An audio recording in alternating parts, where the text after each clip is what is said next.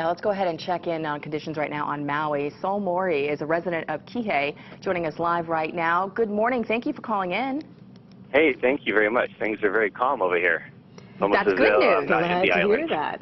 Yeah, tell us about what it can be like out there, because boy, I'll tell you, there are times when some of these storms come in, and Maui, you guys get hit by some serious wind gusts from time to time. And that's what it was for us in Kihei yesterday.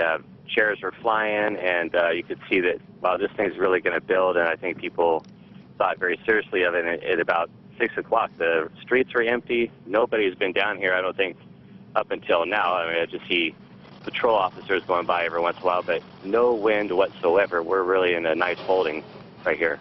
So you're not hearing any wind at all? No, not in South Kihei, and I can see all the stars, and power's been on, water's been on. It's quite a different calming from what I'm hearing how the rest of our island friends are doing.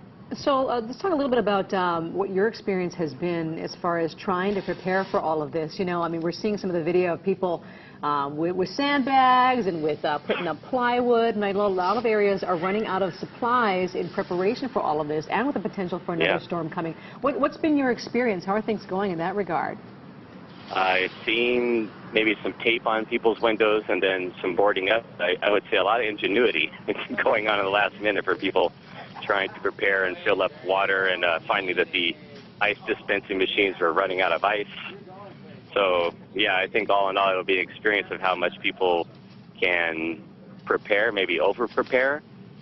But you can't really ever over-prepare. I mean, look at all of our visitors here who have probably never been to a place where there are hurricanes. They're not from the Florida region or whatnot. So they're really just listening to what the authorities say, and they're hunkering down, staying in their places. You know, that's a good point, because a lot of the residents there, folks like you and other people, are really kind of ambassadors for the islands here, for a lot of the visitors who haven't had this kind of experience or really understand how to react.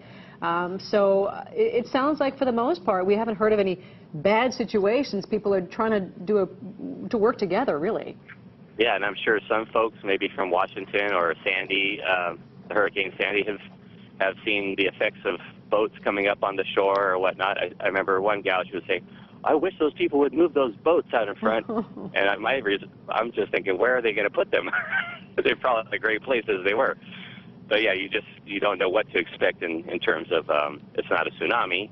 I took a bunch of pictures of the shoreline, expecting to see maybe some changes in that regard. But no, this is Maui, South Maui, and is holding up really well. I know there's been a lot of rain on the other side, but here we have a few little rivers that come down, tributaries, but nothing has started to run. So no upcountry on the south side, that is, water running down into the ocean. It's very calm, the ocean at that.